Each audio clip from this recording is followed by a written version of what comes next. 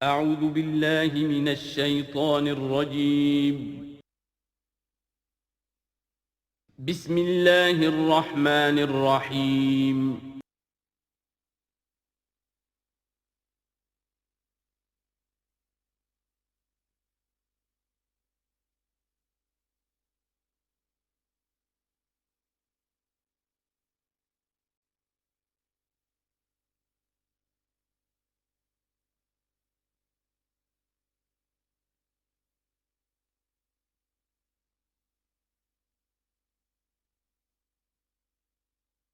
اعوذ باللہ من الشیطان الرجیم بسم اللہ الرحمن الرحیم وَإِنَّ لَكُمْ فِي الْأَنْعَامِ لَعِبْرَةً نُسْقِيكُم مِّمَّا فِي بُطُونِهِ مِن بَيْنِ فَرْثٍ وَدَمٍ لَبَنًا خَالِصًا شَائِغًا لِلشَّارِبِينَ صدق اللہ العظیم۔ کریشن آف دی یونیورس کے ضمن میں نے جو چند باتیں آپ سے عرض کی تھیں، اس کے ضمن میں خیال آیا کہ آپ کو ایک شعر بھی سنا دوں۔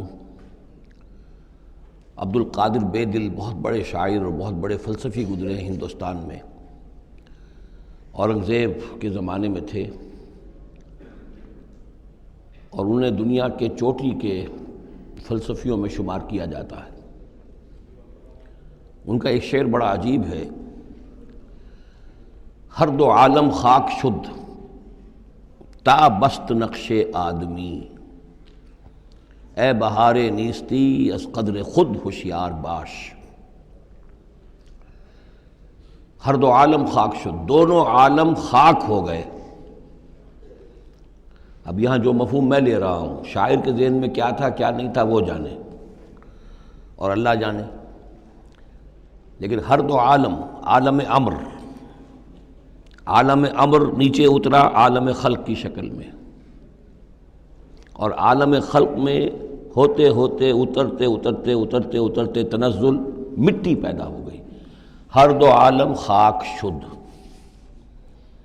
تا بست نقش آدمی، اب آدمی کا نقش بندھنا شروع ہوا۔ اب یہاں سے حیات عرضی کا سلسلہ شروع ہوا۔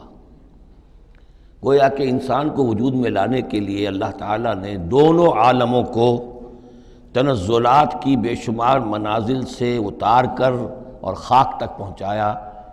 تا بست نقش آدمی، اے بہار نیستی۔ اب یہ نیستی جو ہے سمجھ لیجئے، چونکہ فلسفہ وحدت الوجود کا یہ ہے کہ اصل حقیقت جو ہے اور اصل وجود تو اللہ کا ہے، باقی جو کچھ نظر آ رہا ہے یہ حقیقی وجود نہیں ہے، نیست ہے، یہ ہست نہیں ہے، صرف یہ شکلیں ہیں، صورتیں ہیں، امیجز ہیں۔ کل ما فی الکون وہم او خیال او عکوس فی المرایا او ظلال، تو یہ نیست ہے۔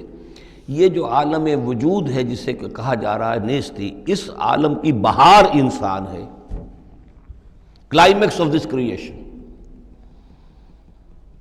خلقتہ بیدی، مسجود ملائک، خلیفۃ اللہ۔ تو اے بہار نیستی از خود قدر خود ہوشیار باش، ذرا اپنے مقام و مرتبے کو سمجھو کہ تمہارے وجود کے لیے اللہ تعالیٰ نے ہر دو عالم کو تنزلات کی کتنی منزلوں سے نیچے اتار کر خاک کیا ہے، تب تمہارا نقش بننا شروع ہوا۔ اور یہ عبد القادر بے دل وہ ہیں کہ جن کے آگے مرزا غالب بھی پانی بھرتے ہیں۔ طرز بے دل میں ریختہ کہنا اسد اللہ خاں قیامت ہے، آسان کام نہیں ہے جو انداز ہے بے دل کا۔ اب چلیے آگے۔ وَإِنَّ لَكُمْ فِي الْأَنْعَامِ لَعِبْرَةً، جیسا کہ میں نے عرض کیا تھا، اس سورہ نحل میں اللہ تعالیٰ نے جو مختلف نعمتیں انسانوں کے لیے بنائی ہیں، پیدا کی ہیں، ان کا ایک ایک کر کے تذکرہ ہو رہا ہے، اور ان کے لیے تمہارے جو چوپائے ہیں، مویشی ہیں، ان میں بھی عبرت ہے، سبق ہے۔ ان کو دیکھو اور اللہ کی حکمتوں کو پہچانو۔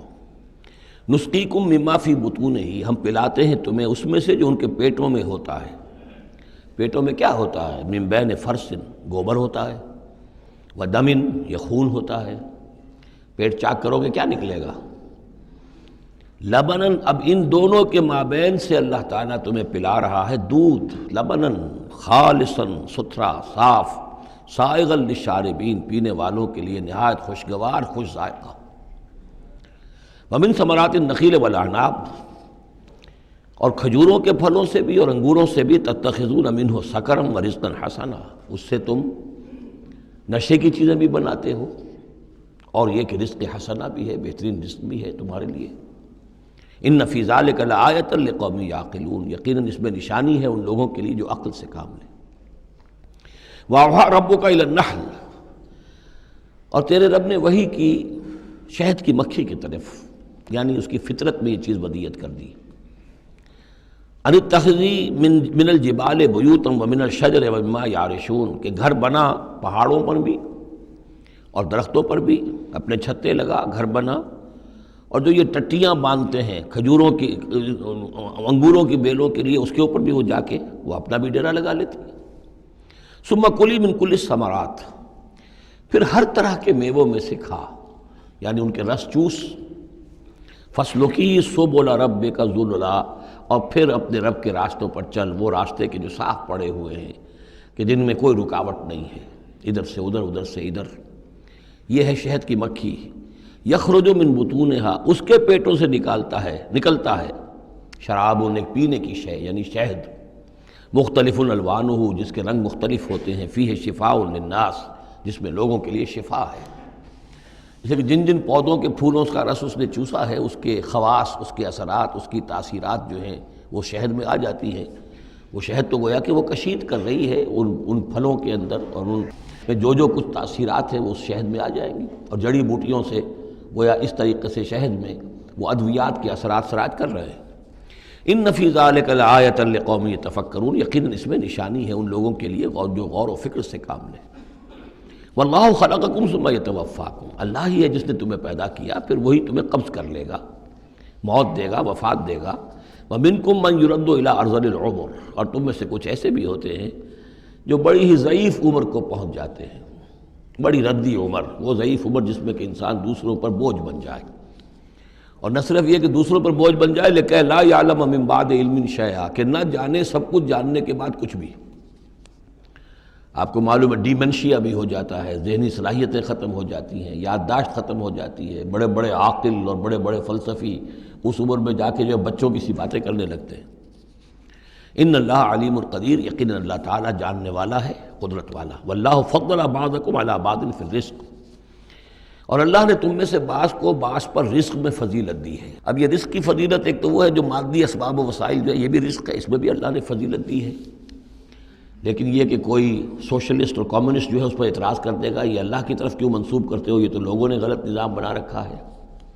لیکن سوال تو یہ ہے کہ ذہنی صلاحیتیں بھی تو اللہ نے سب کو برابر نہیں دی، جسمانی قوت بھی تو سب کو برابر نہیں دی، یہ بھی تو رزق ہے۔ اصل رزق تو یہ ہے جو جینز ملے ہیں، جو صلاحیتیں ملی ہیں، وہ کسی کے اپنے چوائس پر تو نہیں اور سب کی برابر نہیں ہے، اس میں بھی فرق ہے، کسی کو فضیلت دی ہے، کسی کو کسی اعتبار سے، کسی کو کسی اعتبار سے۔ واللہ فضل بعضکم علی بعض فی الرزق فما الذین فضلوا براد رزقہم علی ما ملکت ایمانہم، تو تم نہیں دیکھتے کہ جن لوگوں کو رزق میں فضیلت دی گئی ہو وہ لوٹا دیتے ہوں اپنا رزق اپنے غلاموں کو، یعنی جو ان کے غلام ہیں ان کو بھی ان کے ساتھ تقسیم کر لیں، ان کو بھی مالک بنا دیں۔ یہ تو نہیں ہوتا، یہ اصل میں نفی کی جا رہی ہے کہ تم نے جو سمجھا کہ ایک بڑا خدا ہے، یہ چھوٹے خدا جو ہیں، یہ در حقیقت اس کے تو ایک طرح سے یوں سمجھیے کہ خدمتگار ہی ہیں، لیکن چونکہ اس کے خدمت میں رہتے ہیں اور ہماری کو سفارش کر سکتے ہیں، لیکن اگر یہ چھوٹے ہیں تو جیسے تم اپنے غلاموں کو اپنے برابر نہیں کر سکتے، کیا اللہ تعالیٰ ان کو اپنے برابر کر لے گا؟ کیا ان میں سے کسی کی دھونس جو ہے اللہ کے اوپر چلے گی؟ کیا وہ اللہ سے اپنی بات بنوا لے گا؟ فہم فیہ سوا، کوئی شخص اپنے غلاموں کو اپنی ملکیت میں برابر کا شریک نہیں کرتا۔ افبنعمت اللہ یجحدون، اور کیا تو پھر کیا یہ اللہ کی جو نعمت ہے اس کا انکار کر رہے ہیں۔ واللہ جعل لکم من انفسکم ازواجا، اللہ نے تمہاری اپنی نوع ہی سے تمہاری بیویاں بنائیں، جوڑے بنائے۔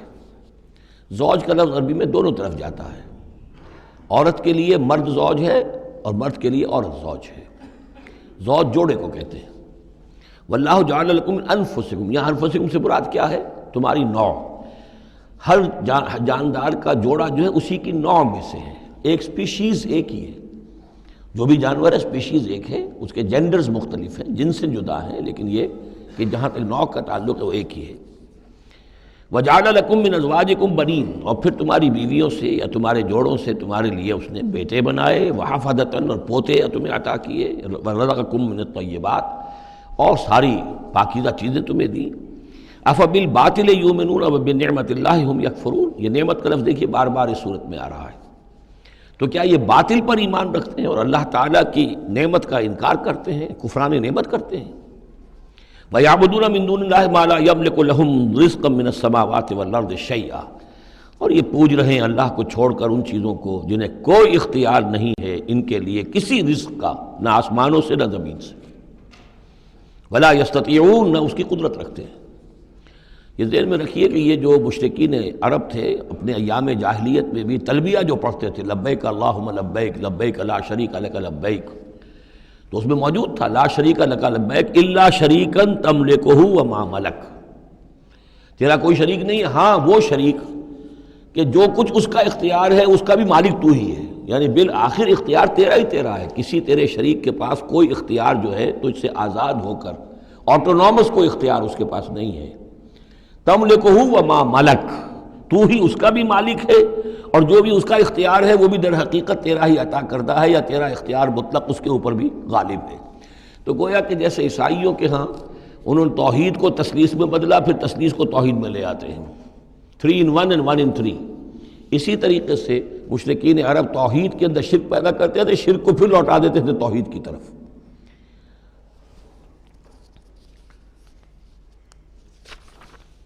فلا تضربوا للہ الامثال، تو دیکھو اللہ کے لیے کوئی مثالیں بیان نہ کیا کرو، اگرچہ اسی صورت میں ہم پڑھ چکے ہیں وَلِلَّهِ الْمَثَلُ الْأَعْلَىٰ، ظاہر بات ہے کہ اللہ تعالیٰ کی ایک ہستی ہے، بہت بلند و بالا ہے، اصولی طور پر تو ہم یہ کہہ سکتے ہیں کہ اللہ کی مثال یا اللہ کی شان بہت بلند ہے، لیکن کوئی مثال بیان نہیں کر سکتے اس کے لیے۔ مثال جو بھی لائیں گے عالم خلق سے لائیں گے، اپنے ذہن سے لائیں گے، محدود سوچ ہے، محدود تصور ہے، ہماری قوت متخیلہ محدود ہے، جو بھی شے لائیں گے اس محدود سے، وہ ظاہر بات ہے کہ اللہ تعالیٰ کی مطلق اور جو ہستی ہے، ایبسولیوٹ ایگزسٹنس جس کی ہے، جس کی ایٹریبیوٹس ایبسولیوٹ ہیں، ان کے اوپر اس کو کوئی مثال صادق نہیں آ سکتی، اور یہ صحیح بات ہے۔ اگرچہ دینا پڑتا ہے اللہ کے افعال کے لیے، اللہ تعالیٰ جو کچھ کر رہا ہے، جس طور سے کر رہا ہے، کچھ نہ کچھ الفاظ استعمال کرنے پڑتے، اللہ کا ہاتھ، اللہ کا چہرہ، اللہ کا پاؤں، اللہ کا تخت، اللہ کی کرسی، اللہ کا عرش، اب یہ سب چیزیں آئیں گی، لیکن یہ کہ ان کی اصل حقیقت کو ہم بالکل نہیں جانتے، اور ہم خود کوئی مثال بیان کریں اللہ کے لیے اس سے روک دیا گیا۔ فلا تضربوا للہ الامثال، چنانچہ یہ بات جو آئی ہے سورہ شورى میں تو بلکہ کیٹیگوریکلی آئی ہے، لیس کمثلہ شیء، اس کے مثال کسی کوئی شے بھی موجود نہیں۔ ان اللہ یعلم وانتم لا تعلمون، اللہ جانتا ہے تم نہیں جانتے۔ ضرب اللہ مثلا عبدا مملوکا، اللہ نے ایک مثال بیان کی ہے تمہارے لیے ان کے شرک کی نفی کے لیے۔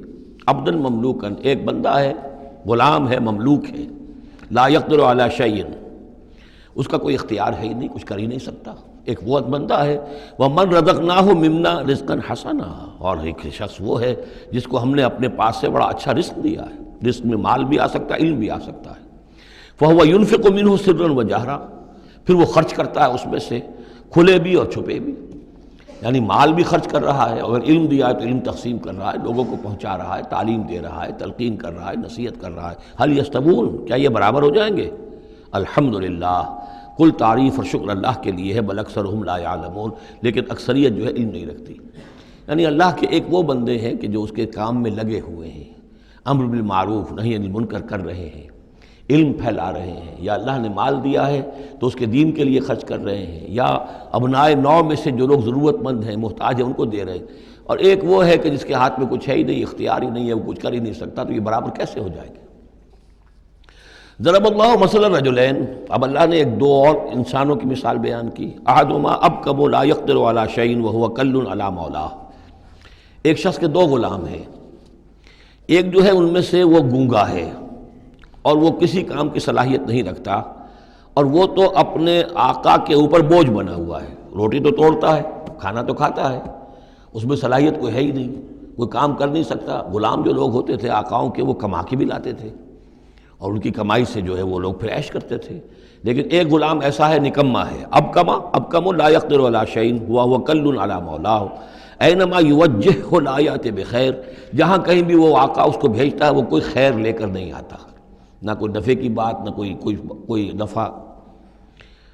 حل یستوی ہوا، کیا برابر ہوگا وہ بندہ، وہ غلام، ومن یامر بالعدل، اور ایک اور غلام اس کا ایسا ہے کہ جو حکم دیتا ہے عدل کا، وہو علی صراط مستقیم، اور وہ سیدھی راہ پر قائم ہے۔ یہ مثال دے رہا اللہ تعالیٰ اپنے غلاموں کی کہ میرے بھی تو غلام، تم سب میرے غلام ہو۔ ایک میرے وہ غلام ہے کہ جو میرے رزق کو جو ہے وہ تو کھا رہے ہیں، پی رہے ہیں، لیکن میرا کام کوئی نہیں کر رہے، میرے دین کی خدمت کوئی نہیں کر رہے، میری کتاب کی خدمت نہیں کر رہے، میری مخلوق کی خدمت نہیں کر رہے، خدمت خلق نہیں کر رہے، روٹیاں توڑ رہے ہیں، میرے دیے ہوئے رزق میں سے جو ہے وہ کھا پی رہے ہیں، عیش کر رہے ہیں۔ یہ اس غلام کے مانند ہے کہ جو اپنے آقا پر بوجھ بنا ہوا ہے، اور ایک غلام وہ ہے کہ جو اس خدمت میں لگا ہوا ہے، نیکی کا حکم دے رہا ہے، بدی سے روک رہا ہے، دین کی خدمت میں لگا ہوا ہے، دین کو قائم کرنے کی جد و جہد میں تن من دھن لگا رہا ہے۔ وَهُوَ عَلَىٰ صِرَاطٍ مُسْتَقِيمٍ وَلِلَّهِ غَيْبُ السَّمَاوَاتِ وَالْأَرْضِ، آسمانوں اور زمین کے سارے بھید، ساری کھلی باتیں، ساری چھپی باتیں اللہ ہی کے لیے ہیں۔ وَمَا أَمْرُ السَّاعَةِ إِلَّا كَلَمْحِ الْبَصَرِ، اور قیامت کا معاملہ تو بس ایسے ہوگا جیسے ایک نگاہ کا ٹپک جانا، اچانک آ جائے، او ہوا اقرب، یا شاید وہ اس سے بھی قریب تر ہو۔ ان اللہ علی کل شیء قدیر، یقیناً اللہ تعالیٰ ہر چیز پر قادر ہے۔ واللہ اخرجکم من بطون امہاتکم لا تعلمون شیئا، اللہ نے تمہیں نکالا تمہاری ماؤں کے پیٹوں سے کہ تم کچھ شے نہیں جانتے تھے، کوئی علم نہیں تھا۔ واقعہ یہ ہے کہ انسان کا بچہ جس قدر کمزور اور ضعیف ہوتا ہے، شاید کسی حیوان کا بچہ اتنا کمزور نہیں ہوتا۔ آپ نے بکری کے بچے کو دیکھا ہوگا، نوزائیدہ کو، وہ تھوڑی دیر بس اس کی ٹانگیں لڑکھڑاتی ہیں، بس تھوڑی دیر، فوراً ہی ولادت کے بعد ٹانگوں پہ کھڑا ہوتا ہے۔ لیکن یہ کہ انسان کا بچہ جتنا لا علم، جتنا ضعیف، جتنا کمزور، جتنا ڈیپینڈنٹ، جتنا محتاج ہوتا ہے۔ واللہ اخرجکم من بطون امہاتکم لا تعلمون شیئا وجعل لکم السمع والابصار والافئدہ لعلکم تشکرون، پھر اللہ نے تمہیں سماعت دی، بصارت دی اور افئدہ دیے۔ یہ افئدہ کا جو عام طور پہ ترجمہ جو ہے آپ نے دیکھا ہوگا دل لکھا ہوتا ہے، مجھے اس سے اختلاف ہے۔ میرے نزدیک افئدہ جو ہے اس سے مراد جو ہے عقل ہے، لیکن یہ میں اس پر گفتگو کروں گا اگلی صورت میں انشاءاللہ۔ ان السمع والبصر والفؤاد کل اولئک کان عنہ مسئولا، وہ جو آیت ہے سورہ بنی اسرائیل کی، وہ اس موضوع کے اوپر اہم ترین ہے۔ پھر اللہ تعالیٰ نے تمہیں کان اور آنکھیں دی اور عقل دی۔ یہ اصل میں ریلیشن شپ یہ ہے کہ یہ سینس ڈیٹا ہے، آنکھوں سے، کانوں سے یہ ڈیٹا، جیسے کہ آپ آج کل کمپیوٹر میں ڈیٹا جو ہے فیڈ کرتے ہیں اس کے اندر، پھر وہ اس کو پروسیس کرتا ہے، پھر وہ انفر کرتا ہے، پچھلی میموری کے ساتھ ٹیلی کرتا ہے، پھر اس سے کوئی نیا نتیجہ نکالتا ہے۔ تو یہ جو برین کمپیوٹر یہاں رکھا ہوا ہے، یہ ہے جس کو کہ سینس ڈیٹا جا رہا ہے، آنکھوں سے، کانوں سے، چھو کر، چکھ کر، سونگھ کر، جو بھی صلاحیتیں ہمارے اندر ہیں ان سے وہ سارا سینس ڈیٹا جو ہے وہ وہاں جا کر پھر پروسیس ہوتا ہے، اس کو پروسیس کر کے اس سے نتیجہ نکالتا ہے، وہ ہے عقل، وہ جو انسان کے اندر یہ ذہن اس دماغ میں جو رکھا گیا ہے۔ فؤاد سے میرے نزدیک مراد یہ ہے، اور میں اس پر جازم ہوں۔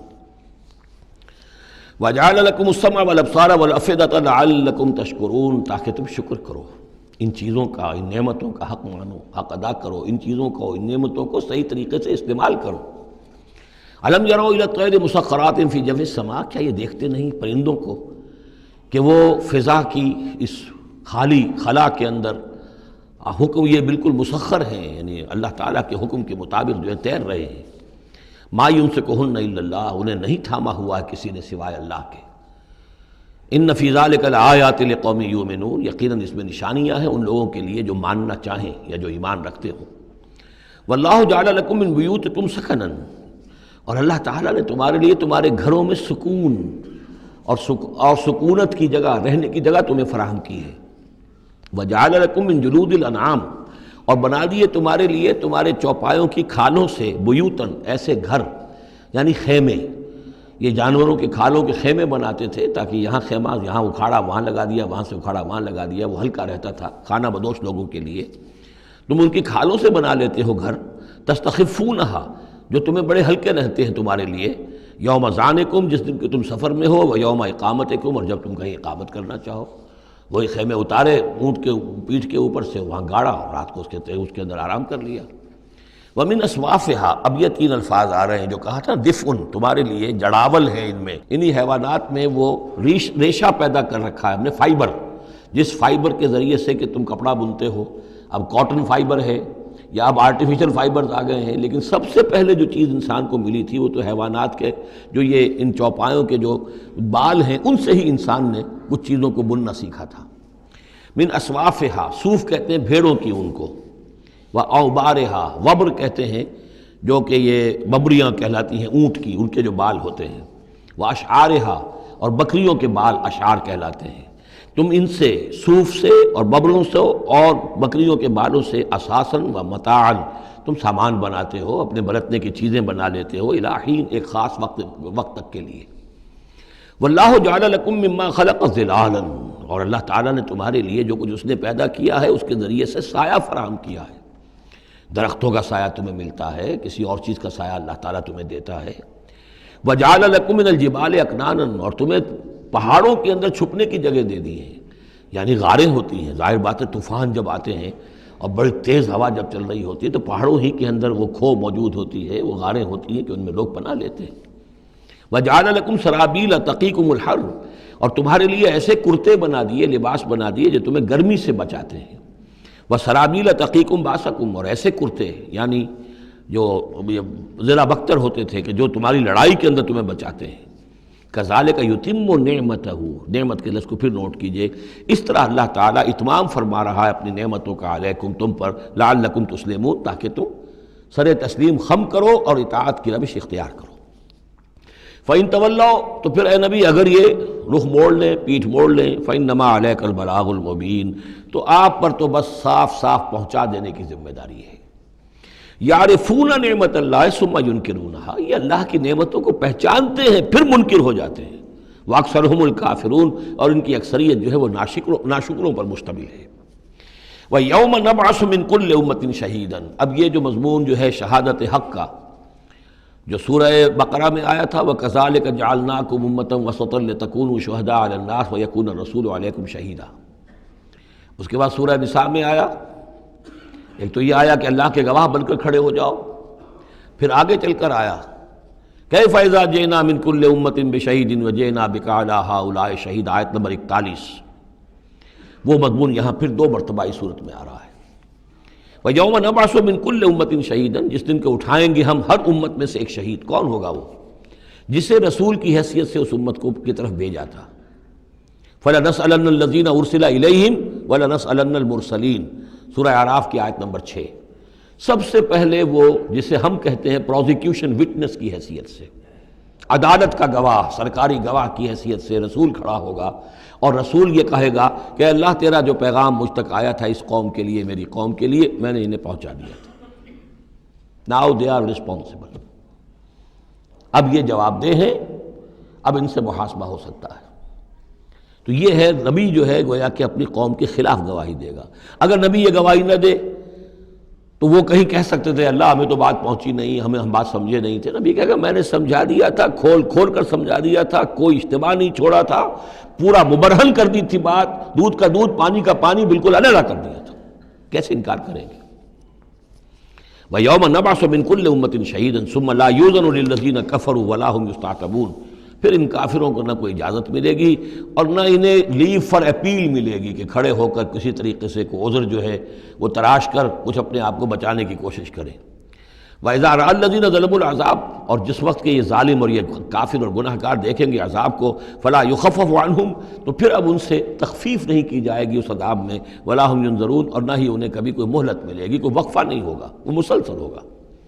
وَإِذَا رَأَى الَّذِينَ أَشْرَكُوا شُرَكَاءَهُمْ، اور جب وہ دیکھیں گے مشرک لوگ اپنے شرکاء کو، وہ جا رہے ہیں عبد القادر جیلانی جن کے نام کی دہائی ہم دیا کرتے تھے، قالوا ربنا هؤلاء شركاؤنا، اب ظاہر بات ہے ان کا رتبہ بلند ہوگا آخرت میں، وہ اللہ کے ولی ہیں، یا حضرت عیسیٰ ہوں گے اللہ ہم اس کو پوجا کرتے تھے، ہمارا خیال تو یہ تھا کہ وہ سولی چڑھ کر ہماری طرف سے کفارہ بن ہی چکا ہے، یہ عیسیٰ جو ہے ہم نے تو اس کو پوجا تھا۔ تو وہ کہیں گے ربنا هؤلاء شركاؤنا الذين كنا ندعو من دونك، یہ ہیں وہ شرکاء جن کو ہم تیرے سوا پکارا کرتے تھے دنیا میں، فالقوا الیہم القول انکم لکاذبون، تو وہ مقدس ہستیاں یہ کہیں گی تم جھوٹ بول رہے ہو، بکواس کر رہے ہو، تمہارا ہم سے کوئی تعلق نہیں۔ یہ پہلے بھی آ چکا ہے کہ ہم تمہاری عبادت سے اور تمہاری ساری چیخ پکار سے ہم بالکل غافل ہیں، ہمیں کچھ پتہ نہیں تم کیا کرتے رہے ہو، ہمارا کوئی تعلق تم سے نہیں۔ فَأَلْقَوْا إِلَيْهِمُ الْقَوْلَ إِنَّكُمْ لَكَاذِبُونَ، تم جھوٹے ہو۔ وَأَلْقَوْا إِلَى اللَّهِ يَوْمَئِذٍ السَّلَامَ، اور وہ سب کے سب اس روز اللہ کے سامنے اپنی اطاعت اور عاجزی پیش کر رہے ہوں گے۔ وَضَلَّ عَنْهُمْ مَا كَانُوا يَفْتَرُونَ، اور جو افطرا انہوں نے کر رکھے تھے، ان کے نام پر عقیدے گھڑے ہوئے تھے، وہ بچا لیں گے اور وہ چھڑا لیں گے، اور وہ کفارہ بن چکے ہیں، وہ ہمارے گناہوں کی طرف سے پہلے ہی جو ہے کفارہ بن کر وہ قربانی کا بکرا بن کر پھانسی پر چڑھ چکے ہیں۔ تو یہ ساری چیزیں ضل عنہم، وہ سب کی سب جو ہیں وہ تو ان کے ہاتھوں سے گم ہو جائیں گے، ہاتھوں کے طوطے اڑ جائیں گے۔ الذین کفروا وصدوا عن سبیل اللہ زدناہم عذابا، وہ لوگ جنہوں نے کفر کیا اور نہ صرف خود کفر کیا، لوگوں کو روکتے رہے اللہ کے راستے سے، زدناہم عذابا فوق العذاب، ہم تو ان کے عذاب میں تو اور اضافہ کرتے چلے جائیں گے۔ بما کانوا یفسدون، بسبب اس شرارت کے جو وہ کرتے تھے، سازشیں کرتے تھے، لوگوں کو ورگلاتے تھے، اس راستے پر جانے سے روکتے تھے۔ وَيَوْمَ نَبْعَثُ فِي كُلِّ أُمَّةٍ شَهِيدًا، دوبارہ دیکھیے آگیا، اور ذرا تصور کرو اس دن کا جس دن ہم ہر امت میں ایک گواہ کھڑا کریں گے۔ یہ تمام جو رسول ہیں گواہ ہیں۔ یا ایھا النبی انا ارسلناک شاہدا ومبشرا ونذیرا، شاہد شہید گواہ، اسی معنی میں سورہ مزمل میں آیا ہے، تمہارے پاس ہمارا رسول آ گیا ہے، جیسے کہ فرعون کے پاس رسول آیا تھا، فعصى فرعون الرسول فاخذناه اخذا وبیلا، لقد ارسلنا الیکم رسولا شاہدا علیکم کما ارسلنا الی فرعون رسولا فعصى فرعون الرسول فاخذناه اخذا وبیلا فکیف تتقون ان کفرتم یوما یجعل الولدان شیبا وَيَوْمَ نَبْعَثُ فِي كُلِّ أُمَّةٍ شَهِيدًا عَلَيْهِمْ مِنْ أَنفُسِهِمْ، ان کے خلاف گواہی دینے، ان کے اوپر کھڑے ہو کر گواہی دینے والے انہی میں کے ہوں گے۔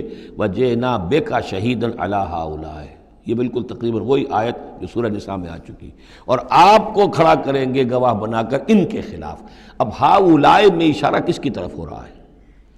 یہ جو قریش ہیں جن کو حضور نے یہ دعوت پہنچا دی ہے، جن پر اتمام حجت آپ کر چکے ہیں، یہ تو ہے جو براہ راست حضور ان کے خلاف گواہی دیں گے۔ اللہ میں نے ان کو بات پہنچا دی تھی اور کوئی شک و شبے کی گنجائش نہیں چھوڑی تھی، میں نے اتنے برس اپنی جان ہلکان کی ہے، میں نے ایک ایک کو پکارا ہے، علیحدگی میں جا کر بھی بات کی ہے، ڈنکے کی چوٹ بھی پکارا ہے، میں نے کوئی دقیقہ فرگزاشت نہیں رہنے دیا۔ باقی یہ کہ اس سے آگے اس کو پہنچانے کی ذمہ داری امت پر ہے، یہ گواہی پھر امت کو دینی ہے، اور اگر یہ امت یہ گواہی نہ دے سکے تو پھر لوگوں کی گمراہی کا وبال اس امت کے اوپر آ جائے گا۔ تمہارے ذمہ تھا آپ پہنچانا، یہ ہے اصل میں وہ نازک ذمہ داری جو امت مسلمہ کی حیثیت سے ہمارے کندھوں پر آئی ہے۔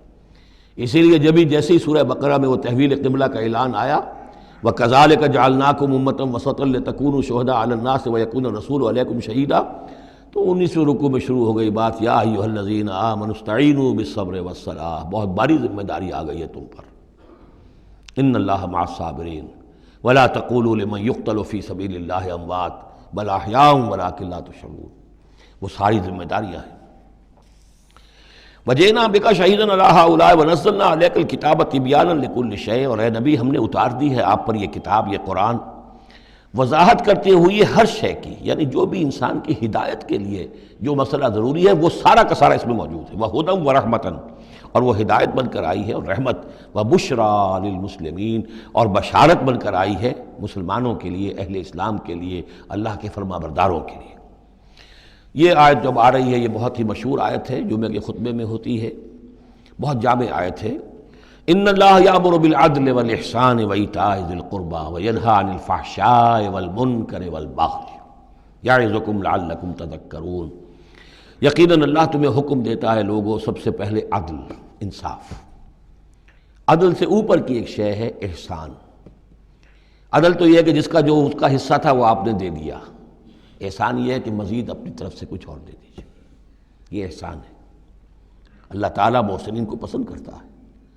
اور ذی القربیٰ، ایتاء ذی القربیٰ، اپنے قرابت داروں کا حق ادا کرنا، ان سے حسن سلوک، صلہ رحمی کرنا، یہ تین چیزیں ہیں کہ جس پر گویا کہ ایک اچھے معاشرے کی بنیاد ہے، یہ مثبت چیزیں ہیں۔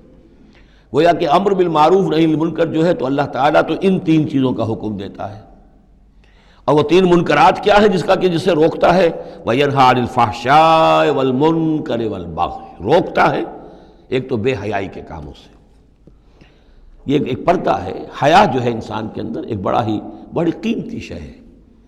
بے حیا باش و ہر چے خائی کن، ایک دفعہ یہ حیا کا جو ہے نا پردہ اتر جائے تو پھر انسان جو ہے بے شرم ہو کر جو چاہے کرتا پھرے پھر۔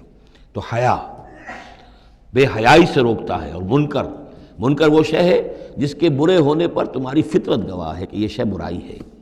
والبغی، اور سرکشی اللہ کے خلاف، سرکشی لوگوں کے خلاف۔ سرکشی لوگوں کے خلاف ہوگی تو وہ عدوان ہے، زیادتی ہے، ظلم ہے۔ اللہ کے خلاف ہے تو وہ کفر ہے اور وہ بغاوت ہے۔ یعظکم، اللہ تعالیٰ تمہیں نصیحت کر رہا ہے، لعلکم تذکرون، تاکہ تم نصیحت اخذ کرو، رہنمائی حاصل کرو۔ وَأَوْفُوا بِعَهْدِ اللَّهِ إِذَا عَاهَدتُّمْ، یہ جو چند آیات اب آگے آ رہی ہیں یہ مشکلات القرآن میں سے ہیں، اس میں کافی مفسرین کے مابین اختلافات بھی ہیں، لیکن میں نے جتنا بھی غور و فکر کیا ہے اور جن حضرات کی آراء سے مجھے اتفاق ہے وہ میں بیان کروں گا، باقی ساری آراء میں بیان نہیں کر سکتا۔ یہاں میرے نزدیک یہاں سے اصل میں اہل کتاب کی طرف روئے سخن ہے۔ میں آپ کو بتا چکا ہوں کہ مکی صورتوں میں اہل کتاب سے براہ راست خطاب نہیں ہے، یا بنی اسرائیل یا اہل الکتاب نہیں ملے گا، لیکن سورہ انعام ہی سے بات شروع ہو گئی تھی، کچھ نہ کچھ ان کی طرف روئے سخن ہے، اشارے ہیں، اس لیے کہ یہ دور ایسا تھا کہ جس میں مدینے میں خبریں پہنچ چکی تھیں، محمد رسول اللہ صلی اللہ علیہ وسلم نے نبوت کا دعویٰ کیا ہے، اہل کتاب کے کان بھی کھڑے ہو چکے تھے، ان میں سے کچھ لوگ تھے پہچان بھی چکے تھے، اور وہ یہ کہ گویا کہ منتظر بھی ہوں گے کہ اب ہم ان کی تصدیق کریں گے، ذرا اور دیکھ لیں، ذرا اور ان کے بارے میں صحیح معلومات ہمیں حاصل ہو جائیں۔ کچھ لوگوں کے اندر حسد کی آگ اسی وقت سے بھڑک چکی ہوگی، وہی ہے کہ جنہوں نے سکھا پڑھا کر پوچھا تھا کہ ان سے پوچھو اگر یہ نبی ہونے کا دعویٰ کرتے ہیں تو یہ بنی اسرائیل مصر کیسے پہنچ گئے تھے؟ یہ تو حضرت ابراہیم علیہ السلام کی نسل سے تھے، حضرت ابراہیم تو فلسطین میں رہتے تھے، الخلیل میں وہ دفن ہیں، یہ مصر کیسے پہنچ گئے جو حضرت موسیٰ علیہ السلام نے لے کر وہاں سے آئے؟ تو پوری سورہ مبارکہ سورہ یوسف جو ہم پڑھ چکے ہیں کہ کیا شکل بنی، کیا سبب بنا، کیا حالات تھے جن میں کہ بنی اسرائیل وہاں جا کر آباد ہوئے۔ تو اس طرح سے اب یہاں پہ اصل میں روح سخن ان کی طرف ہے۔ وَأَوْفُوا بِعَهْدِ اللَّهِ إِذَا عَاهَدتُّمْ وَلَا تَنقُضُوا الْأَيْمَانَ بَعْدَ تَوْكِيدِهَا، اور دیکھو اللہ کے عہد کو پورا کرو جب کہ تم وہ عہد کر چکے ہو، جو بنی اسرائیل سے اِذْ أَخَذَ اللَّهُ مِيثَاقَكُمْ، وہ جو بار بار آیا ہے، یہ تو تفصیل تو پھر جو ہے مدنی صورتوں میں آئی ہے جو ہم پڑھ چکے ہیں، وہ بعد میں نازل ہوں گی، ابھی گویا کہ اس کی طرف اشارہ کیا جا رہا ہے تاکہ جو ان کے صاحب علم ہیں وہ بات کو پا لیں، سمجھ لیں۔ عاقلہ را اشارہ کافی است۔ وَأَوْفُوا بِعَهْدِ اللَّهِ إِذَا عَاهَدتُّمْ، دیکھو اللہ کے عہد کو پورا کرو جب کہ تم نے عہد کیا ہے۔ وَلَا تَنقُضُوا الْأَيْمَانَ بَعْدَ تَوْكِيدِهَا، اور اپنی قسموں کو مضبوطی سے باندھنے کے بعد مت توڑا کرو۔ وَقَدْ جَعَلْتُمُ اللَّهَ عَلَيْكُمْ كَفِيلًا، اور اس پر تم نے اللہ کو کفیل بنایا ہے، اللہ کو گواہ بنا کر قسمیں کھائی ہیں، اللہ کو گواہ بنا کر تم نے عہد کیے تھے۔ إِنَّ اللَّهَ يَعْلَمُ مَا تَفْعَلُونَ، اللہ جانتا ہے جو کچھ کہ تم کر رہے ہو۔ وَلَا تَكُونُوا كَالَّتِي نَقَضَتْ غَزْلَهَا مِن بَعْدِ قُوَّةٍ أَنْكَاثًا، اس عورت کے مانند نہ بن جاؤ، اس دیوانی عورت کے مانند کہ جس نے بڑی محنت اور مشقت سے سوت کاٹا اور پھر اسے ٹکڑے ٹکڑے کر دیا۔ یہ گویا کہ ایک تمثیل دی گئی ہے، منتظر چلے آ رہے تھے تم نبی کی آمد کے، تم تو ان کے حوالے سے اپنے جو لوگ تھے یہاں کے عرب انہیں دھمکایا کرتے تھے کہ جب وہ آئیں گے تو ہم ان کے ساتھ ہو کر جنگ کریں گے، تو پھر یہ کہ تم ہمیں کبھی شکست نہیں دے سکو گے۔ اب یہ کیا ہو رہا ہے کہ جب اس نبی کا ظہور ہو رہا ہے تو اب تمہارے دل میں طرح طرح کے خیالات آ رہے ہیں، تو کیا اس بوڑھی عورت کی طرح کہ جس کی عقل ماری گئی تھی، بڑی محنت سے سود کاٹتی تھی اور پھر توڑ دیتی تھی، تو تم اپنا یہ سارا جو تانا بانا بنے بیٹھے تھے اب تک، اب تم چاہتے ہو کہ اس کو توڑ دو، تار تار کر دو۔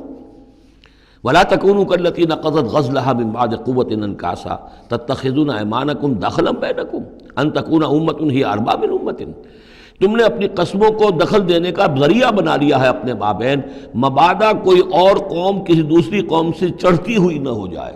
یعنی تمہاری یہ قومی کشاکش ہے کہ تم نہیں چاہتے کہ بنی اسماعیل جو ہیں اب انہیں یہ سبقت حاصل ہو جائے، یہ فضیلت حاصل ہو جائے جو بنی اسرائیل کو حاصل تھی 2000 برس۔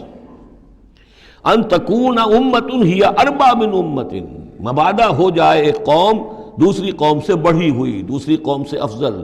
اب یہاں نام نہیں ابھی لیے جا رہے ہیں، جیسا کہ میں نے عرض کیا اشاروں کنایوں میں باتیں ہو رہی ہیں تاکہ اہل کتاب کے جو اہل علم تھے ان تک یہ بات پہنچ جائے، ان کے دلوں کے اندر اتر جائے۔ اب قسمیں کھا رہے ہیں کہ ہم تو نہیں مانیں گے، اگر واقعی یہ وہی نبی ہے لیکن ہے یہ بنی اسماعیل میں سے، یہ امیین میں سے، تو نہیں مانیں گے۔ قسمیں کھا کھا کر ایک دوسرے کے ساتھ جو ہے وہ عہد کر رہے ہیں، تو یہ کیا کر رہے ہو؟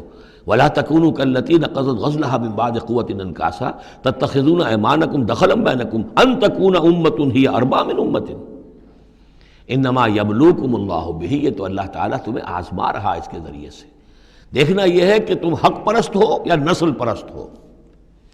اگر تو نسل پرست ہو تو پھر اللہ سے تمہارا کوئی تعلق نہیں، اگر حق پرست ہے تو اللہ تعالیٰ نے اگر تمہاری نسل کے اندر رکھا ہوا تھا اب کسی اور نسل میں رکھ دیا ہے، اور پھر یہ کہ وہ اتنی دور کی نسل بھی نہیں، ابراہیم ہی کی نسل سے ہے۔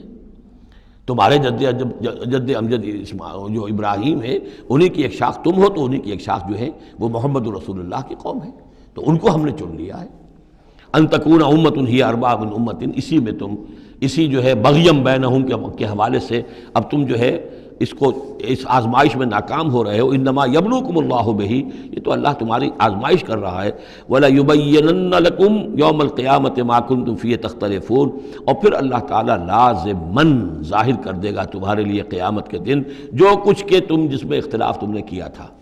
وَلَوْ شَاءَ اللَّهُ لَجَعَلَكُمْ أُمَّةً وَاحِدَةً، اللہ چاہتا تمہیں ایک ہی امت بنا دیتا، یہ تفریقی نہ ہوتی کہ ایک امت کو ہٹا کر دوسری امت کو ہم لے آئے، ایک امت کو ہم معزول کر رہے ہیں دوسری امت کو لا رہے ہیں۔ ہم چاہتے یہ بھی کر سکتے تھے، تمہارے ہی اندر جو ہے ایک اور نشت ثانیہ ہو جاتی، نشت ثالثہ ہو جاتی۔ ایک نشت ثانیہ تو ہو چکی تھی، ایک مرتبہ نیبوکدنضر کے ہاتھوں برباد ہوئے ہیکل سلیمانی تباہ ہو گیا تھا، پھر حضرت عزیر علیہ السلام کی دعوت توبہ اور اصلاح کے ذریعے سے تمہارے اندر دوبارہ ایک زندگی پیدا ہو گئی، تمہیں پھر ایک اور عروج ہوا کہ اب کر سکتے تھے یہ۔ اب پھر تیسری مرتبہ پھر تمہارے اندر ہی کوئی دعوت اچھی اٹھتی، تمہارے اندر ہی ہم کوئی نبی بھیج دیتے، وہ تمہارے اندر سے پھر جو ہے اصلاح کی ایک تحریک اٹھاتا، اور پھر تم سیدھے راستے پر آتے، اور اللہ تعالیٰ تم پر رحم فرما دیتا اور قرآن بھی تمہیں کو دے دیتا۔ اللہ کر سکتا تھا۔ لو شاء اللہ لجعلکم امۃ واحدہ ولکن یضل من یشاء ویہدی من یشاء، لیکن اللہ تعالیٰ کا فیصلہ یہی ہے، وہ ہدایت دیتا ہے جو چاہتا ہے، اور وہ ہدایت اور گمراہ کرتا ہے جس کو چاہتا ہے، اور یہ دونوں ترجمے ہوں گے۔ وہ ہدایت دیتا ہے اس کو جو ہدایت کا طالب ہے، اور گمراہ کرتا ہے اس کو جو گمراہی کا طالب ہے۔ وَلَتُسْأَلُنَّ عَمَّا كُنتُمْ تَعْمَلُونَ، اور تم سے پوچھا جائے گا، باز پرس ہوگی اب جو کچھ تم کر رہے ہو۔ تم ایک بہت بڑے امتحان سے اب دوچار ہو رہے ہو، تمہارے پاس علم ہے، تمہارے پاس کتاب ہے۔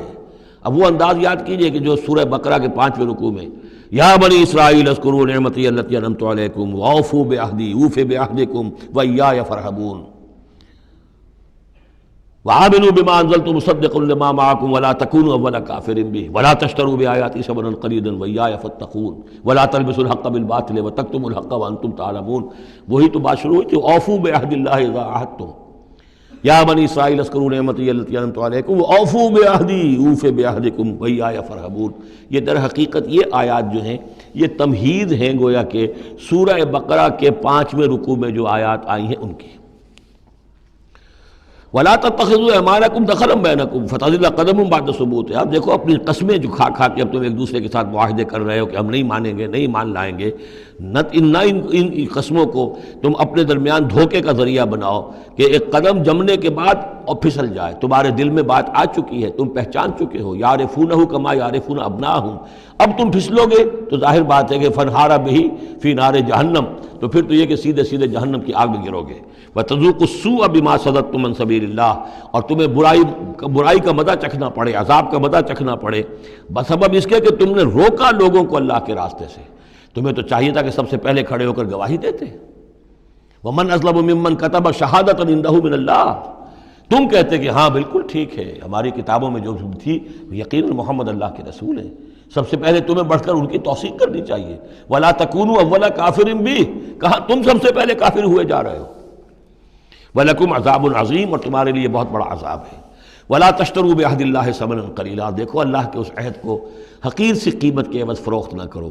انما عند اللہ هو خیر لکم، جو کچھ اللہ کے پاس ہے وہ بہت بہتر ہے، جو اس کی نعمتیں ہیں، انعام ہیں، آخرت کی نعمتیں ہیں، جنت کی نعمتیں ہیں، تم ان کو ہاتھ سے دے رہے ہو، گنوا رہے ہو، اور دنیا کی یہ تھوڑی سی حیثیت، اپنی مسند، اپنی چودراہٹ، اپنی مشیخیت جو ہے اس کو تم چھوڑنے کو تیار نہیں ہو۔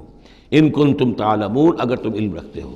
ما عندکم ینفد وما عند اللہ باق، جو تمہارے پاس ہے وہ ختم ہو جائے گا، اور جو اللہ کے پاس ہے وہ باقی رہنے والا ہے۔ وَلَنَجْزِيَنَّ الَّذِينَ صَبَرُوا أَجْرَهُمْ، اور ہم لازماً دیں گے صبر کرنے والوں کو ان کا اجر، بِأَحْسَنِ مَا كَانُوا يَعْمَلُونَ، ان کے اعمال کے بہترین جو اعمال ہوں گے، جو کچھ وہ کر رہے ہیں ان میں سے بہترین اعمال کے حساب سے انہیں اجر دیں گے۔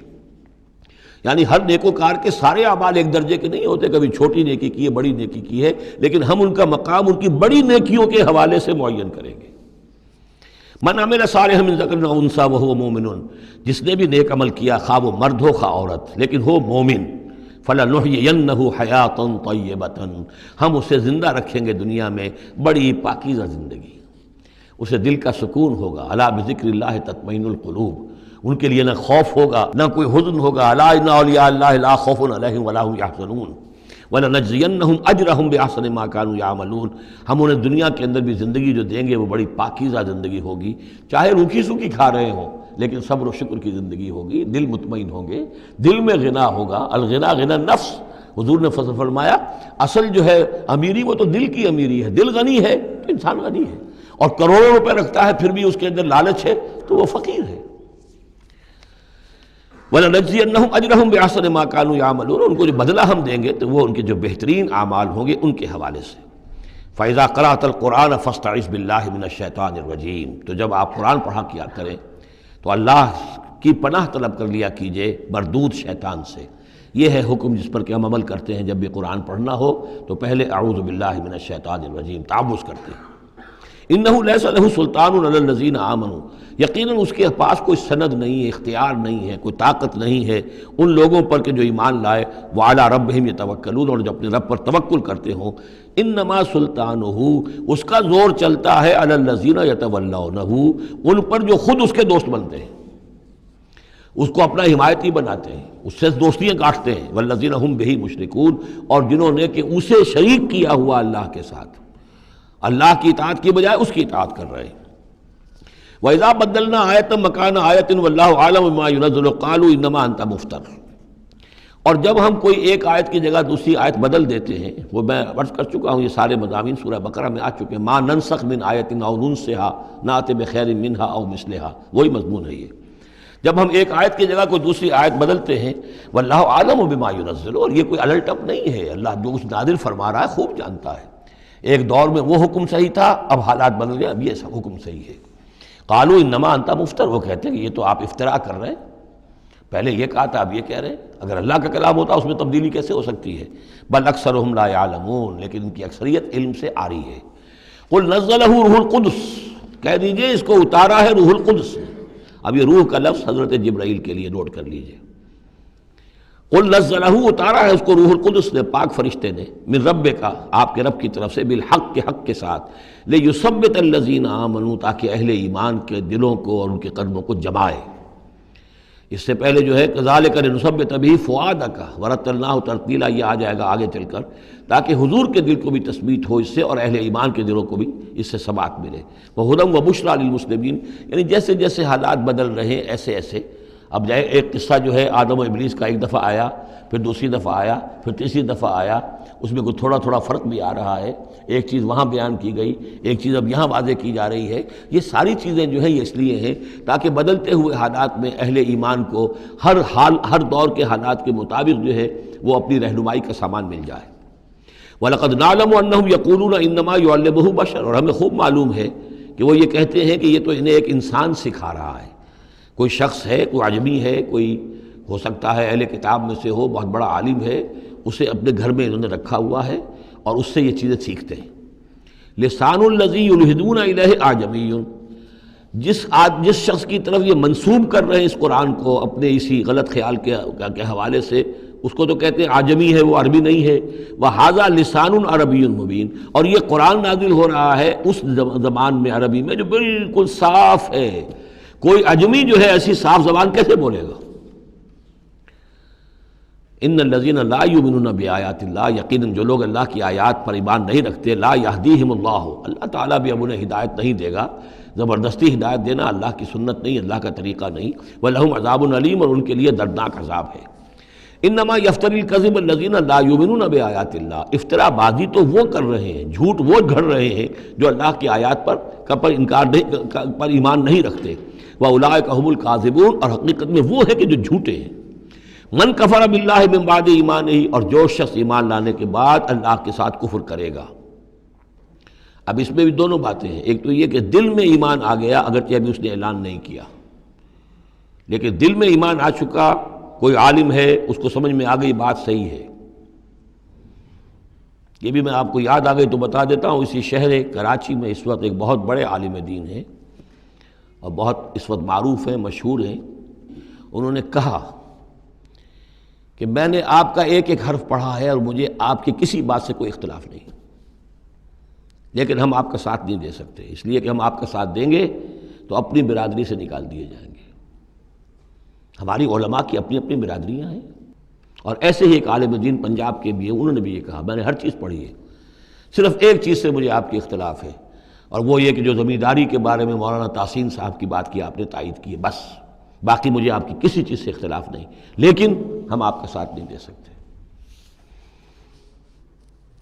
تو جن پر حق واضح ہو جائے پھر وہ مصلحتوں کے تحت، وہ مصلحتیں پھر دل کو سمجھانے کے لیے ہوتی تو یہی ہے، اب ہمارا مدرسہ چل رہا ہے، ہمارا نام چل رہا ہے، اس سے خیر ہو رہا ہے، ہمیں اس برادری سے باہر نکال دیا جائے گا، پھر ہماری بات کو اور سنے گا اور ہمارا جو خیر ہے وہ بند ہو جائے گا۔ آدمی انسان کو ریشنلائز تو کرتا ہے اپنے آپ کو مطمئن کرنے کے لیے۔ من کفر باللہ بعد ایمانہ، جو شخص کفر کرے اللہ پر اس میں ایمان کے بعد، الا من اکرہ، سوائے اس کے کہ کوئی شخص مجبور کر دیا گیا ہو، اس کی جان پر بن گئی ہو، وقلبہ مطمئن بالایمان، اور اس کا دل ایمان پر جمع ہوا ہو، ولیکن من شرح بالکفر، لیکن جو شخص کفر کے لیے پھر اپنے سینوں کو کھول دے گا، صدرا فعلیہم غضب من اللہ ولہم عذاب عظیم، ان پر اللہ کا غضب ہے اور ان کے لیے بہت بڑا عذاب ہے۔ اور یہ دونوں پر اس کا انطباق ہوگا، ایک انکشاف ہو گیا اگرچہ ابھی زبان سے کہنے کی نوبت نہیں آئی، اور ایک یہ کہ زبان سے کہہ بھی دیا ہاں ہم ایمان لائے، بات صحیح ہے، اور پھر کسی مصلحت کی وجہ سے، کسی اپنے مفاد کی وجہ سے، کسی اپنے دھڑے بندے کی وجہ سے پھر واپس جائیں گے، تو ان کے لیے فرمایا من کفر باللہ من بعد ایمانہ الا من اکرہ وقلبہ مطمئن، ہاں جان بچانے کے لیے کلمہ کفر کہہ دینے کی اجازت ہے، دل جمع ہوا ہو، وقلبہ مطمئن بالایمان، ایمان پر دل جمع ہوا، ٹھکا ہوا، صرف جان بچانے کے لیے رخصت ہے کہ کلمہ کفر کہہ کے جان بچا لو۔ ولیکن من شرح بالکفر صدرا، لیکن جو ان کا سینہ پھر کھل جائے کفر کے لیے اثر نو، وہ اپنے اسی پیشہ ورانہ ضرورتوں کے تحت، فعلیہم غضب من اللہ ولہم عذاب عظیم، ان پر تو غضب ہے اللہ کا اور ان کے لیے بہت بڑا عذاب ہے۔ ذالک بانہم مستحب الحیات الدنیا علی الاخرہ، یہ اس لیے کہ انہوں نے دنیا کی زندگی کو محبوب رکھا، ترجیح دی آخرت کے مقابلے میں، وان اللہ لا یہدی القوم الکافرین، اور اللہ تعالیٰ ایسے کافروں کو ہدایت نہیں دیتا۔ اولئک الذین طبع اللہ علی قلوبہم، یہ وہ لوگ ہیں جن کے دلوں پر اللہ نے مہر کر دی ہے، وسمعہم، اور ان کے کانوں پر، وابصارہم، اور ان کی آنکھوں پر، واولئک هم الغافلون، اب یہ لوگ بالکل غافل ہیں، حقیقت سے ان کا اب کوئی تعلق نہیں۔ لا جرم انہم فی الآخرۃ هم الخاسرون، اب اس میں کوئی شک نہیں، منطقی طور پر اب نتیجہ یہی ہے کہ آخرت میں یہی خسارے والے ہوں گے۔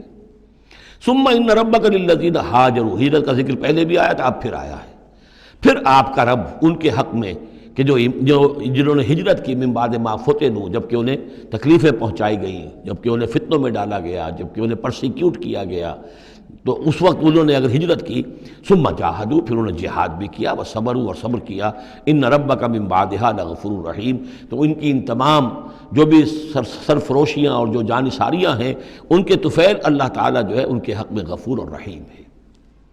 یوم تاتی کل نفس تجادل عن نفسها، جس دن کے یعنی قیامت کے دن ہر جان آئے گی اپنی طرف سے مدافعت کرتے ہوئے، ظاہر بات ہے کہ ہر جان چاہے گی کہ میری جان چھوٹے، مجھے بچایا جائے، جہنم سے بچایا جائے، جو بھی عذر پیش کر سکتی ہو وہ پیش کرے گی۔ وتوفی کل نفس ما عملت، لیکن پورا دے دیا جائے گا ہر جان کو جو بھی کچھ اس نے کمایا ہوگا، وہم لا یظلمون، اور اس پر ظلم نہیں کیا جائے گا۔ وضرب اللہ مثلا قریۃ کانت آمنۃ مطمئنۃ یاتیہا رزقہا رغدا من کل مکان، اور اللہ تعالیٰ نے مثال بیان کی ہے ایک بستی کی، کانت آمنۃ مطمئنۃ، وہ بڑے امن میں تھی اور مطمئن تھی، سکون، امن کا گہوارہ، یاتیہا رزقہا رغدا من کل مکان، آتا تھا اس کے پاس رزق اس کا ہر طرف سے، چاروں طرف سے رزق چلا آتا تھا، رغد با فراغت، فکفرت بانعم اللہ، تو اس نے اللہ تعالیٰ کی نعمتوں کی ناشکری کی، کفران نعمت کیا۔ فاذاقہ اللہ لباس الجوع والخوف، تو اللہ تعالیٰ نے اس کو پھر پہنا دیا، اڑھا دیا لباس بھوک کا اور خوف کا، بما کانوا یصنعون، ان کے کرتوتوں کے باعث۔ اس کے بارے میں مختلف آراء ہیں۔ ایک تو یہ کہ ایک عام تمثیل ہے، ایک یہ کہ اس سے مراد جو ہے سبا کی قوم، جس کا ذکر ہم پڑھیں گے آگے چل کر سورہ سبا کے اندر، اس کا تذکرہ ہے۔ ایک رائے یہ کہ یہ مکے کا ذکر ہو رہا ہے کہ حضور کی آمد کے بعد، جیسا کہ قاعدہ کلیہ ہم سورہ انعام میں، سورہ اعراف میں پڑھ چکے ہیں، رسول کی بعثت کے بعد اللہ تعالیٰ کی طرف سے لوگوں کے اوپر چھوٹے عذاب آتے تھے آخری عذاب سے پہلے۔ تو قحط کا عذاب پڑا تھا، اور عرب میں، اس میں مکے میں بہت ہی اجناس کی کمی ہو گئی تھی، بہت وہاں پر تنگی تھی، تو اس کی طرف اشارہ ہو رہا ہے کہ یہ شہر جو ہے مکہ بڑا آرام سے تھا، امن میں تھا، امن کا تو گہوارہ ہے ہی ہمیشہ سے، مطمئن تھا، اور رزق چلا آتا تھا، ہر طرف سے لوگ آ رہے ہیں، قافلے آ رہے ہیں، حاجی آ رہے ہیں، عمرے کے لیے لوگ آ رہے ہیں، چیزیں لے کر آ رہے ہیں، جانور جو ہیں وہ قربان ہو رہے ہیں۔ ظاہر بات ہے وہ قربان ہونے والے جانوروں کا گوشت کہاں جاتا تھا؟ یہ اہل مکہ ہیں، یہ اس کو کھاتے تھے، تو یہ ساری رزق ان کے پاس فراوانی سے چلا آتا تھا۔ لیکن اس شہر کے لوگوں نے پھر اللہ کی نعمت کا، انعامات کا انکار کیا اور کفران نعمت کیا، تو اللہ نے انہیں خوف اور بھوک کا لباس پہنا دیا ان کے کرتوتوں کے سوائے بس۔ اسی آیت کے حوالے سے میں نے یہاں کراچی میں تقریریں کی تھی، کافی پرانی بات ہے، جب کراچی میں جو حالت ہو گئی تھی، کہاں یہ عروس البلاد کراچی، پھر یہاں کی فراوانی، ہر طرح کا پورے پاکستان میں جو پھل بہترین ہوتا ہے وہ یہاں آپ کو ملتا ہے، یہاں سستی چیزیں ملتی ہیں، یہاں جابز ہیں، کام ہے، لیکن پھر یہ ایک زمانہ جو کراچی پر گزرا ہے، خدا نہ کرے پھر دوبارہ آ جائے، لیکن ایک دور تو ایسا آ گیا تھا کہ اذاقہ اللہ لباس الجوع والخوف، بھوک اور خوف، کاروبار ٹھپ، اور بد امنی، ڈاکے، کڈنیپنگز، قتل و غارت، وہ جو حال اس کراچی کا ہو گیا تھا اس کو ذرا یاد کیجئے، بالکل وہ نقشہ ہے یہ۔ ضرب اللہ مثلا قریۃ کانت آمنۃ مطمئنۃ یاتیھا رزقھا رغدا من کل مکان فکفرت بانعم اللہ فاذاقھا اللہ لباس الجوع والخوف بما کانوا یصنعون۔ تو یہ ایک عام تمثیل بھی ہو سکتی ہے، جیسے کہ کراچی کی اس وقت کی صورتحال پر منطبق ہو گئی، لیکن یہ کہ تفسیر کے حوالے سے، اور جسے تعویل خاص ہم کہتے ہیں، اس میں یہ یقیناً اشارہ ہے مکے ہی کی طرف۔ وَلَقَدْ جَاءَهُمْ رَسُولٌ مِّنْهُمْ فَكَذَّبُوهُ، ان کے پاس ان کے رسول آئے، انہوں نے جھٹلا دیا ان کو، فَأَخَذَهُمُ الْعَذَابُ وَهُمْ ظَالِمُونَ، تو عذاب نے انہیں آ پکڑا اور وہ ظالم تھے، گناہگار تھے۔ فَكُلُوا مِمَّا رَزَقَكُمُ اللَّهُ حَلَالًا طَيِّبًا، تو اے مسلمانوں کھایا کرو جو بھی اللہ نے تمہیں رزق دیا ہے، اس میں سے جو حلال ہے اور جو پاک ہے کھایا کرو۔ وَاشْكُرُوا نعمت اللہ، پھر نعمت کے لفظ کو نوٹ کیجئے، یہ جو نعمت کے ذریعے سے، اللہ کی نعمتوں کے حوالے سے یہ صورت جو ہے ان کا تذکرہ، مختلف انواع و اقسام کی نعمتیں، مختلف جو دائرے ہیں زندگی کے، ان کے حوالے سے۔ وَاشْكُرُوا نعمت اللہ ان کنتم ایاہ تعبدون، اور اللہ کی نعمت کا شکر کرو اگر تم واقعتاً اسی کی بندگی کرتے ہو۔ انما حرم علیکم المیتۃ والدم ولحم الخنزیر وما اہل لغیر اللہ بہ، اللہ تعالیٰ نے حرام تو تم پر کیا ہے کھانا مردار کا اور خون کا اور خنزیر کے گوشت کا، اور جو جس پر کہ پکارا گیا ہو اللہ کے سوا کسی اور کا نام۔ یہ آیت کئی دفعہ آ چکی ہے، اب اس میں تفصیل میں جانے کی ضرورت نہیں۔ فمن اضطر غیر باغ ولا عاد، کوئی شخص اضطرار میں ہو، جان پر بن گیا ہو، بھوک سے اور مر رہا ہو، تو اگر وہ نہ تو اس کی طلب اس کے اندر ہو، نہ جو کم سے کم چیز جتنی کہ کھانے سے جان بچائی جا سکتی ہے اس سے وہ اضافی اور اس سے آگے بڑھے، فإن اللہ غفور الرحیم، تو اللہ اس کے حق میں غفور الرحیم ہے۔ ولا تقولوا لما تصف السنتكم الكذب هذا حلال وهذا حرام، اور دیکھو اپنی زبانوں میں جیسے منہ میں آئے نہ بک دیا کرو کہ یہ حلال ہے یہ حرام ہے، یہ تو اللہ کا فیصلہ ہوتا ہے۔ تم جو اپنی منہ سے کہہ دیتے ہو، اپنی زبانوں سے جو چاہ کہہ دیا، تو یہ بغیر دلیل کے، بغیر سند کے نہیں۔ اللہ یہ حلت اور حرمت، تحلیل اور تحریم، یہ اللہ کا اختیار ہے۔ ولا تقولوا لمن تصف السنتكم الكذب، یہ جھوٹ جو اپنی زبان سے نکال دیتے ہو، هذا حلال وهذا حرام، یہ حلال ہے اور یہ حرام ہے، لتفتروا علی اللہ الكذب، تاکہ تم اللہ کی طرف جھوٹ منسوب کرو۔ ان الذين يفترون علی اللہ الكذب لا يفلحون، یقیناً جو لوگ اللہ تعالیٰ کی طرف جھوٹ منسوب کریں گے وہ فلاح نہیں پائیں گے۔ متاع قلیل، یہ سب برتنے کا سامان ہے، دنیاوی ضروریات ہے، تھوڑی سی دیر کے لیے فائدہ اٹھا لو، وَلَهُمْ عَذَابٌ علیم، پھر ان کے لیے دردناک عذاب ہے۔ وَعَلَى الَّذِينَ هَادُوا حَرَّمْنَا مَا قَصَصْنَا عَلَيْكَ مِن قَبْلُ، اور یہودیوں پر ہم نے بعض چیزیں حرام کر دی تھیں جن کی کہ تفصیل ہم پہلے آپ کو بتا چکے ہیں، یہ آ چکا ہے اس سے پہلے، کہ ان کے لیے ایک تو یہ کہ حضرت یعقوب نے چونکہ اونٹ کا گوشت اپنے اوپر خود حرام کر لیا تھا تو وہ معاملہ چلتا رہا۔ اس کے علاوہ بھی یہ ہے کہ جو چربی ان پر حرام کی گئی تھی مختلف چیزوں حیوانات کی. وعلی الذین ہادوا حرمنا ما قصصنا علیک من قبل وما ظلمناہم، اور ہم نے ان پر کوئی ظلم نہیں کیا اور ہم نے ان پر کوئی ظلم نہیں کیا ولکن کانوا انفسہم یظلمون، بلکہ یہ ظلم انہوں نے خود اپنے اوپر ڈھائے. ثم ان ربک للذین عملوا السوء بجہالۃ، پھر آپ کا رب ان لوگوں کے حق میں کہ جو کہیں غلطی سے، جہالت سے، نادانی سے، جذبات کی رو میں بہہ کر کوئی برا کام کر بیٹھے، ثم تابوا من بعد ذلک واصلحوا، پھر وہ توبہ کرے اور وہ اصلاح کر لیں، اس غلط کام کو چھوڑ دیں، حرام خوری سے باز آ جائیں، غلط کام جو ہے تج دیں ان کو. ان ربک من بعدہا، اگر وہ یہ شرطیں پوری کر دیں تو پھر آپ کا رب اس کے حق میں بھی، ان کے حق میں بھی غفور اور رحیم ہے. ان ابراہیم کان امۃ قانتا، یقیناً ابراہیم ایک امت تھے. اب یہ لفظ امت سمجھ لیجئے، اما یا امو کا جو اصل مفہوم ہے وہ قصد کرنا ہے. اب یہ امت وقت کے لیے بھی آتا ہے. بعد امت وذکر بعد امت، سورہ یوسف میں ہم نے پڑھا ہے، وہ شخص جو ساقی تھا بادشاہ کا بھول گیا تھا، ایک مدت کے بعد اسے یاد آ گیا. تو جب ایک پوری ہو رہی ہے، زمانے کو بھی ہم کیونکہ فالو کرتے ہیں، ٹائم کو بھی، اور اسی طرح راستے کو بھی فالو کرتے ہیں، تو قصد کر رہے ہوتے ہیں اس کا. اس حوالے سے زمانے کو بھی مدت کہا گیا، راستے کو بھی جو ہے امت کہا گیا. پھر امت وہ بھی ہے کہ جو ہم مقصد لوگ ہیں، میرا بھی مقصد وہی ہے، آپ کا بھی وہی ہے، مسلمانوں کو جمع کرنے والا وہ مقصد ہے. کذالک جعلناکم امۃ وسطا لتکونوا شہداء علی الناس، تو یہ امت ہے. اسی طریقے سے گویا کہ ایک راستہ چلانے والے، ایک راستہ بنانے والے، ایک ریت ڈالنے والے حضرت ابراہیم تھے، جو اپنی ذات میں گویا کہ ایک امت تھے. ان ابراہیم کان امۃ قانتا، فرما بردار، للہ حنیفا، اللہ کے فرما بردار اور بالکل یکسو. ولم یکن من المشرکین، اور وہ ہرگز مشرکین میں سے نہیں تھے. شاکرا لانعمہ، وہ شکر گزار تھے اللہ تعالیٰ کی نعمتوں کے. اجتباہ، اللہ نے انہیں پسند کر لیا تھا. وہداہ، اور ہدایت دی تھی، الی صراط مستقیم، سیدھی راہ کی طرف. وآتیناہ فی الدنیا حسنہ، اور اسے دنیا میں بھی بھلائی اور خوبی عطا کی. وانہ فی الآخرۃ لمن الصالحین، اور یقیناً آخرت میں بھی وہ ہمارے نیک بندوں میں ہے. ثم اوحینا الیک، پھر ہم نے وحی کی آپ کی طرف اے محمد صلی اللہ علیہ وسلم، ان اتبع ملت ابراہیم حنیفا، کہ پیروی کیجئے ملت ابراہیم کی یکسو ہو کر.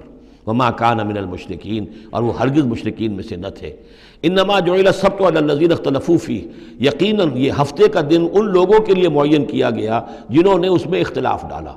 اصل میں بنی اسرائیل کے لیے بھی دن جو تھا مقرر وہ جمعہ ہی کا دن تھا، لیکن انہوں نے اپنی شرارت کی وجہ سے ناقدری کی، جمعے کو چھوڑا اور ہفتے کا دن اختیار کیا، تو اللہ نے پھر وہی ان کے لیے مقرر کر دیا. وَإِنَّ رَبَّكَ لَيَحْكُمُ بَيْنَهُمْ يَوْمَ الْقِيَامَةِ فِي مَا كَانُوا فِيهِ يَخْتَلِفُونَ، اور یقیناً آپ کا رب ان کے مابین فیصلہ کرے گا قیامت کے دن ان تمام چیزوں میں جن میں وہ اختلاف کرتے رہے تھے. ادع الى سبیل ربک بالحکمت والموعظۃ الحسنۃ وجادلہم باللتی احسن، بلاؤ اور دعوت دو اپنے رب کے راستے کی طرف، جیسے کہ سورہ یوسف میں تھا، قل ھذہ سبیلی ادعو الی اللہ علی بصیرۃ انا ومن اتبعنی، اے نبی کہہ دیجئے یہ میرا راستہ ہے، میں اللہ کی طرف بلا رہا ہوں، علی وجہ البصیرت، نہ صرف میں بلکہ میرے متبعین بھی.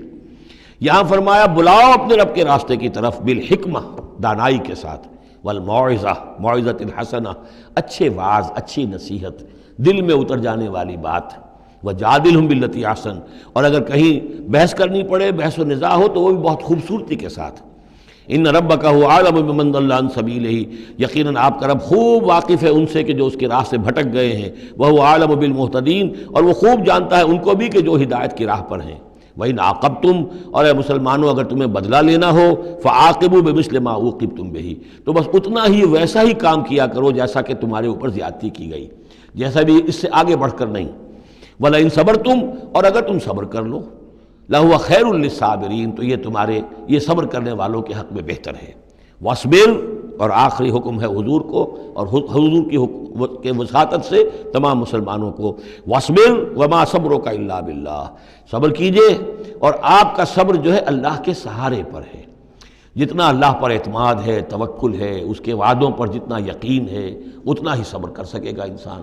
وَاصْبِرْ وَمَا صَبْرُكَ إِلَّا بِاللَّهِ وَلَا تَحْزَنْ عَلَيْهِمْ، اور اب ان کے بارے میں آپ رنجیدہ نہ ہوں کہ یہ لوگ اپنے کرتوتوں کی وجہ سے عذاب کے مستحق ہو چکے ہیں. وَلَا تَكُ فِي ضَيْقٍ مِّمَّا يَمْكُرُونَ، اور جو چالیں یہ چل رہے ہیں، سازشیں کر رہے ہیں، بیٹھ کے تدبیریں کر رہے ہیں، آپ کو اطلاعات پہنچتی ہے، ان سے بھی آپ دل تنگ نہ ہوں، آپ کے دل میں اس کی وجہ سے کوئی رنج نہ آئے. ان اللہ مع الذین اتقوا، اللہ ساتھ ہے اہل تقویٰ کے، ان کی چالیں کیا کریں گے؟ کیا ڈر ہے اگر ساری خدائی ہے مخالف، کافی ہے اگر ایک خدا میرے لیے ہے۔ ان اللہ مع الذین اتقوا، اللہ ساتھ ہے ان کے کہ جنہوں نے تقوی کی روش اختیار کی، والذین هم محسنون، اور وہ لوگ کہ جو تقوی کے راستے پر چلتے ہوئے درجہ احسان پر فائز ہو گئے، اللہ کی معیت اور نصرت اور تائید اور اللہ کی طرف سے ہر وقت ان کی جو مدد ہے وہ شامل حال رہے گی۔ بارک اللہ لی ولکم فی القرآن العظیم ونفعنی وإیاکم بالآیات والذکر الحکیم۔